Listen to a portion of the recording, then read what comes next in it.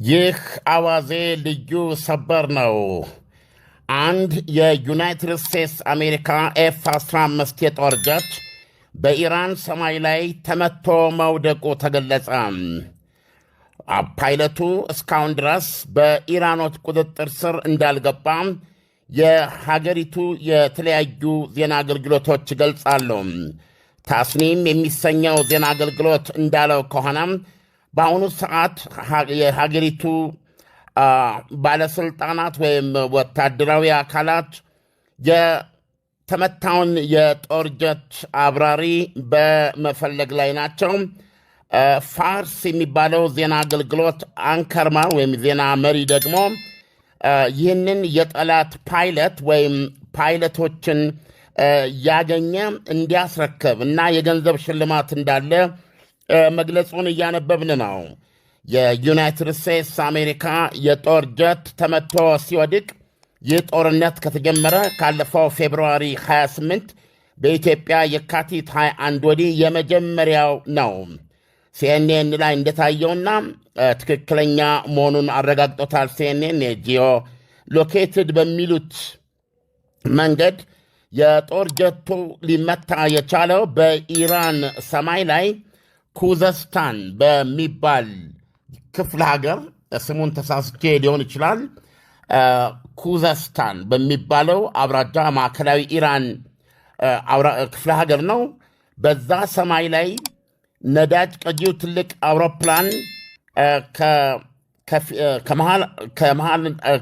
ከፊት ሆኖ ሁለቱ የጦር ጀቶች ደግሞ ተጠግተው ምናልባት በርቀት ነው የሚታየው፣ አንዱ እየቀዳ እንደነበር መገመት ይቻላል። እንግዲህ ተራ በተራ ለማድረግ እየሞከሩ እንዳለን የሚያሳየው በርቀት ነው የሚታየው። በመሃል ነው አንዱ ተመቶ የወደቀው። የተመታው የጦር ጀት ኤፍ-15 ነው። ኤፍ-15 እኔ ባለኝ መረዳት የተለየ ነገር ከሌለ ምንድን ነው የሚባለው ራዳር ስውር አይደለም።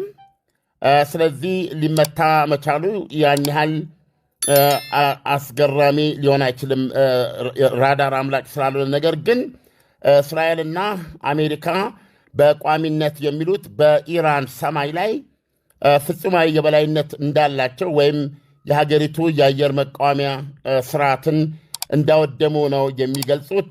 ምናልባት ከዚህ አንጻር ኢራን ስቲል ሰማያን ትከላከላለች የሚል ምልክት የሚሰጥ ነው። ዳንኤል እርግጠኛ አይደለሁም። ይህ የጦር ጀት ዜናውን እንደገና መመልከት አለብኝ። የጦር ጀቱ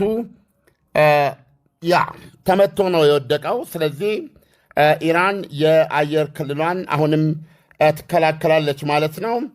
እስካሁን ከዋይት ሃውስም ሆነ ከፔንታጎን የተሰጠ መግለጫ የለም። ዛሬ የዩናይትድ ስቴትስ አሜሪካ ኤፍ-15 የጦር ጀት በኢራን ሰማይ በማዕከላዊ ኢራን ኩዘስታን በሚባለው ክፍለ ሀገር ሰማይ ላይ ተመቶ ወድቋል። ነዳጅ በመቅዳት ላይ ነበረ። እስካሁን ድረስ የፓይለቱ ዕጣ ፈንታ አልታወቀም።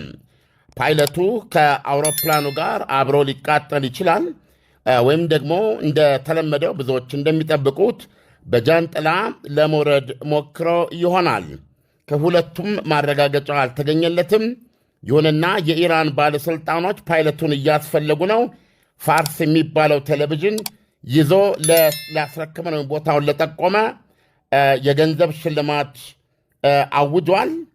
እስካሁን ድረስ ከዋይት ሃውስ ወይም ከአሜሪካ መከላከያ ሚኒስቴር የተሰጠ መግለጫ የለም። ይህ ገና ሰበር ዜና ነው። ዳንኤል ዓለም የአሜሪካ ኤፍ-15 ጀት እንዴት በኢራን ሊመታ ቻለ? ኢራኖች የአየር መቃወሚያ እንደሌላቸው ይታወቃልና፣ ስለዚህ ኢራን ይህን ጀት ለመምታት ያገዛት ሀገር አለ ወይ? ዌል የምትጠቀመው የራሽያ ሰራሽ የአየር መከላከያ ስርዓት መሳሪያ ነው። እነሱም የተለያዩ ናቸው። በብዛት የሚታወቀው ምንድነው ኤስ 300 ኤስ 400 ኤስ 500 የሚባል ያላት በጣም ዘመናዊ ኤስ 500 ነው። ምናልባት ኢራን ኤስ 300 ወይም ኤስ 400 ሊኖራት ይችላል።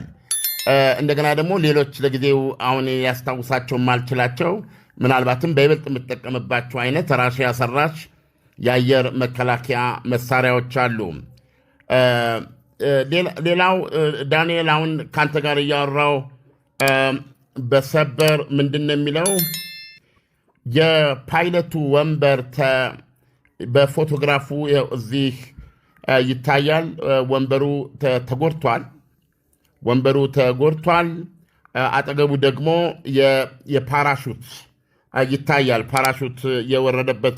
ስለዚህ ፓይለቱ አሁን አንድ ነገር እርግጠኛ መሆን ይቻላል፣ ፓይለቱ በጃንጥላ ወርዷል።